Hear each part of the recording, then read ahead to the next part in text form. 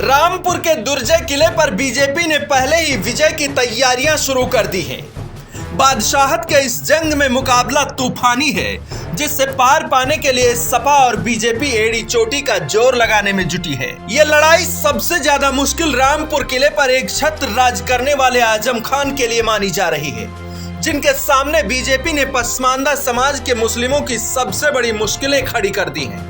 रामपुर के इस सियासी महायुद्ध में बीजेपी ने ऐसा चक्रव्यूह रचा है जिसे भेद पाना आजम के लिए आसान नहीं होने वाला। रामपुर में आजम को उनके अपने ही मात देने की घात लगाए बैठे हैं। कभी प्यारो रहे फसाहत अली खान अब बीजेपी की तरफ आ खड़े हुए हैं, तो वहीं नवाब काजिम अली खान भी बीजेपी खेमे का समर्थन कर रहे हैं।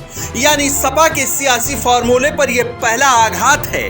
इसके अलावा बीजेपी ने आजम की राह में कई और मुश्किलें खड़ी कर दी हैं, जिसमें सबसे ज्यादा चर्चा है पसमानदा मुस्लिमों को अपनी तरफ लाने की। सपा के वोट बैंक में सेंधमारी के लिए बीजेपी ने आजम की बादशाहत को मात देने के लिए पूरा बल झोंक दिया है। 50% से ज्यादा मुस्लिम मतदाताओं वाली रामपुर सीट पर फतह हासिल की जा सके, इसके लिए बीजेपी ने अपने मुस्लिम महारथियों की टोली रामपुर में उतार दी है, जिनके कंधों पर रामपुर के बड़े बड़े मुस्लिम चेहरों को बीजेपी के मंच पर लाने की जिम्मेदारी है। शनिवार को बीजेपी की ओर से पूर्व केंद्रीय मंत्री मुख्तार अब्बास नकवी, हज कमेटी के चेयरमैन और पूर्व मंत्री मोहसिन रजा और अल्पसंख्यक कल्याण मंत्री दानिश आजाद अंसारी ने रामपुर में डेरा डाल दिया, जो रामपुर में पठान पसमानदा मुस्लिमों को बीजेपी की तरफ लाकर आजम की राह में मुस्लिमों का पहाड़ खड़ा करने वाले हैं। बीजेपी ने इससे पहले ही मुस्लिम बाहुल क्षेत्रों में संवाद करना शुरू कर दिया है। पार्टी की तरफ से अब तक मुस्लिम समाज के बीच जाकर करीब 19 संवाद किए जा चुके हैं।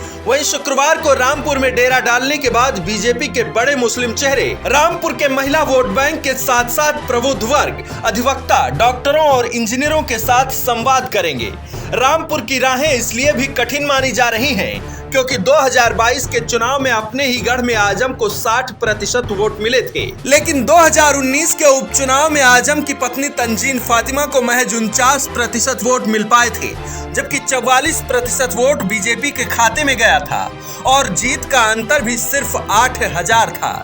बीजेपी इसी अंतर को ध्यान में रखते हुए पूरा दमखम झोंक रही है, जबकि रामपुर और आजमगढ़ उपचुनाव जीतने के बाद बीजेपी का मनोबल भी 7वें आसमान पर है। ऐसे में देखना दिलचस्प रहेगा कि आजम खान रामपुर लोकसभा में मिली मात के घाव पर मरहम लगाने में कामयाब होते हैं या फिर आजम की सियासी बादशाहत खत्म होने वाली है। ब्यूरो रिपोर्ट, आज की खबर। देश और दुनिया की तमाम बड़ी खबरों के लिए सब्सक्राइब करें आज की खबर और पल पल की अपडेट्स के लिए बेल आइकन को दबाना ना भूलें, क्योंकि आपकी खबरों का भरोसेमंद साथी है आज की खबर।